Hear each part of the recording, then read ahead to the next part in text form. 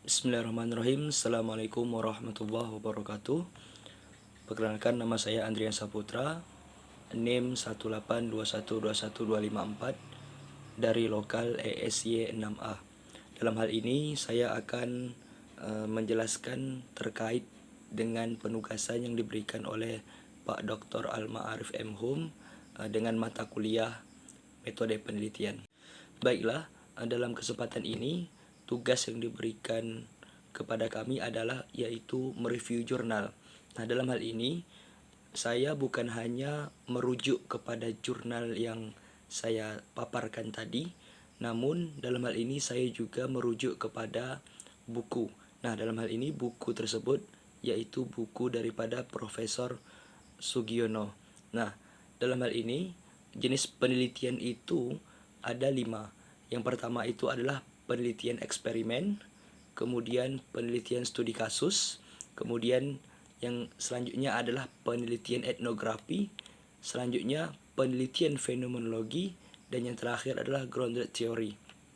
Nah, dalam hal ini yang pertama itu saya menjelaskan tentang jenis penelitian yang dinamakan sebagai eksperimen.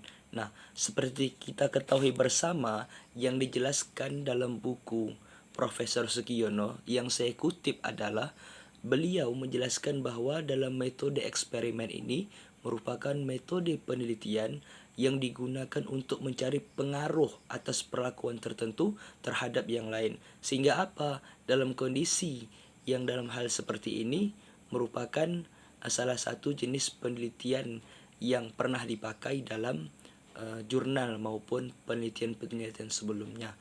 Nah, contohnya misalkan saat kita di bangku sekolah, pasti kita melihat eksperimen telur yang matang secara utuh masuk ke dalam botol dengan memasukkan korek api yang menyala terlebih dahulu.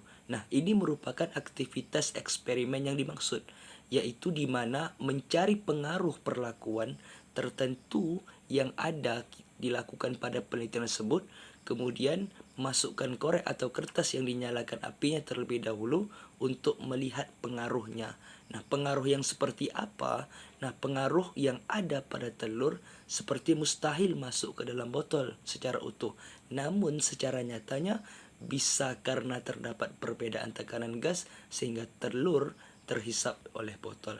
Nah, dalam hal yang saya jelaskan tadi, dari uraian yang saya paparkan tersebut, sudah terbayang kalau kita praktikkan metode eksperimen ini, maka penelitian harus disusun sedemikian rupa. Sistem dan rencana yang matang dalam penelitian biasanya menjadi pengaruh yang sudah pasti akan membutuhkan perhitungan. Itu merupakan metode penelitian eksperimen. Itu yang pertama. Oke, next. Selanjutnya metode penelitian. Jenis penelitian yang ini adalah kita sering mendengar disebut dengan studi kasus. Ini merupakan jenis penelitian yang sering dipakai dalam jurnal, misalkan yang kalau kita saat ini sedang berkecimpung di dunia jurnal maupun karya tulis. Nah, secara singkatnya, studi kasus merupakan penelitian tentang suatu kasus yang setiap prosesnya dilakukan secara rinci, kemudian tajam dan juga mendalam. Kasus di sini bisa berupa individu, kemudian bisa berupa kelompok, organisasi maupun lembaga. Nah, dari penelitian kasus tersebut diharapkan peneliti mendapat suatu pengetahuan yang pada pengetahuan tersebut itu sifatnya mendalam.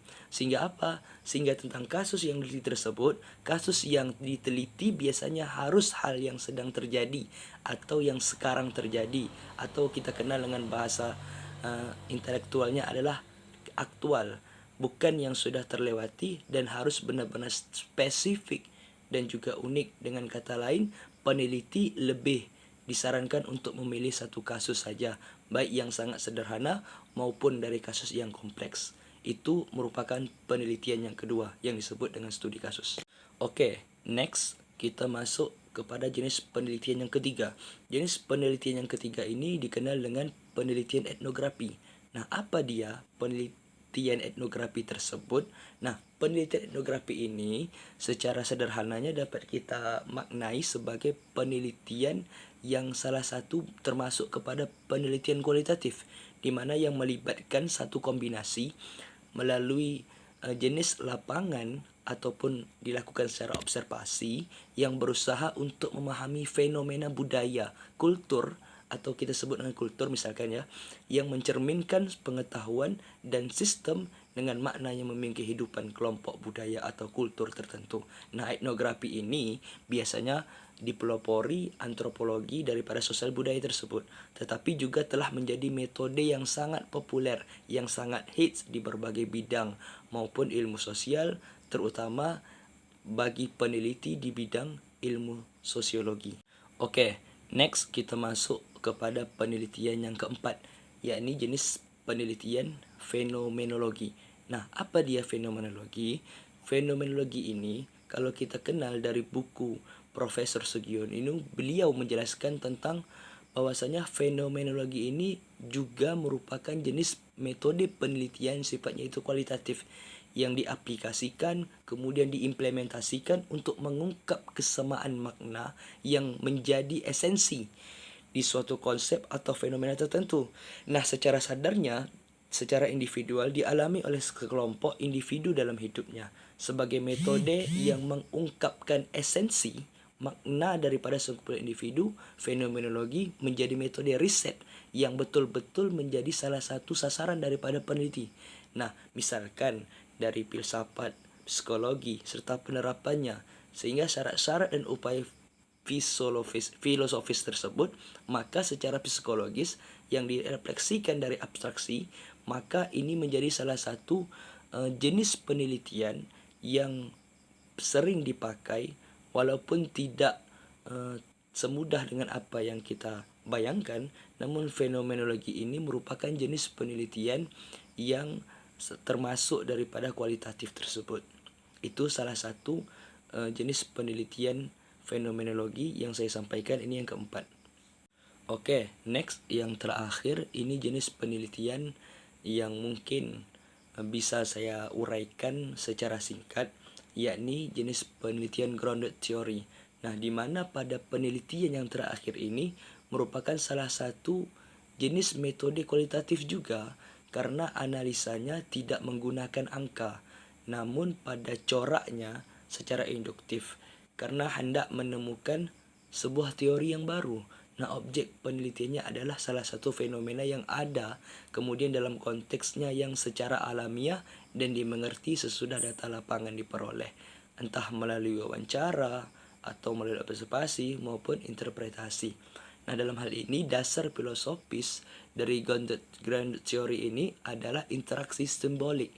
Kemudian interaksi simbolik ini berasal dari psikologi sosial, interaksi yang dilakukan oleh manusia yang benar-benar bergantung pada lingkungannya. Nah, asumsi yang seperti inilah yang mungkin saya deskripsikan merupakan salah satu dorongan. Nah, dalam buku Profesor Sugiono juga menjelaskan ini juga merupakan salah satu dorongan, yang mana dorongan ini membuat para peneliti menggunakan teori grounded theory ini. Nah, sehingga apa? Dengan teori yang seperti ini dapatlah melihat secara jeli, kemudian secara teliti terhadap pemahaman, terhadap tindakan atau perilaku seseorang.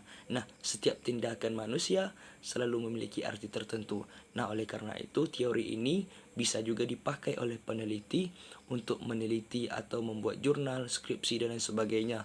Oleh karena itu, teori yang seperti ini merupakan salah satu teori yang bagus jika kita pakai dalam sebuah penelitian. Baiklah, mungkin demikian penjelasan saya mengenai review jurnal terkait dengan jenis penelitian. Akhir kata, saya mengucapkan terima kasih. Wassalamualaikum warahmatullahi wabarakatuh.